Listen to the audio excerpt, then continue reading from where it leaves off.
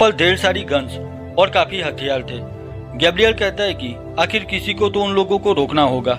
यह सब देखकर स्टैनली समझ जाता है कि गैब्रियल वह पैसे कंप्यूटर हैकिंग से नहीं पर सीधा उस बैंक में जाकर लाने वाला है। गैब्रियल स्टैनली से कहता है कि तुम्हें भी हमारे साथ उस बैंक में आना पड़ेगा क्योंकि वहां पर ही तुम्हारी सबसे ज्यादा जरूरत पड़ेगी।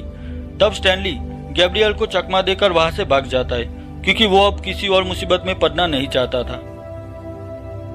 अब गैब्रियल वर्ल्ड बैंक में अपनी पूरी टीम के साथ पहुंच जाता है और वो वहां पर अचानक हमला कर देता है और वहां पर मौजूद 22 लोगों को अपना बंधक बनाकर उन सभी पर 10 किलो के बम लगवा देता है जिससे वो कहीं भी भाग ना सके। वही दूसरी ओर स्टैनली अपनी वाइफ मेलिसा के घर अपनी बेटी हॉली को लेने आता है पर उसे वहां पर हॉली नहीं मिलती, तो वो समझ जाता है कि गैब्रियल ने उसकी बेटी को भी किडनैप कर लिया है। अब स्टैनली पुलिस चीफ रॉबर्ट को गैब्रियल की सारी डिटेल देकर उन्हें भी अपनी टीम के साथ वर्ल्ड बैंक के पास बुलाता है और फ्लैशबैक से स्टोरी रियल मोमेंट पर आ जाती है। अब उस लड़की पर लगाए हुए बम के फटने के बाद की स्टोरी दिखाई गई है। गैब्रियल रॉबर्ट को कॉल करके कहता है कि तुम्हारी टीम की लापरवाही से आज वो लड़की मारी गई। अब गैब्रियल स्टैनली के सामने उसकी बेटी हॉली को लाता है और उसे कहता है कि अगर तुम वहां से भागे नहीं होते तो मुझे यह सब नहीं करना पड़ता।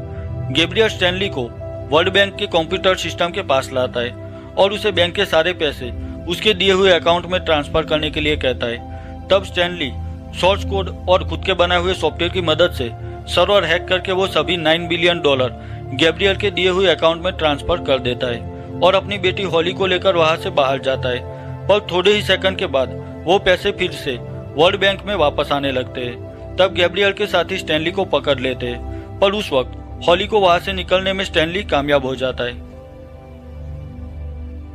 अब गैब्रियल स्टैनली से कहता है कि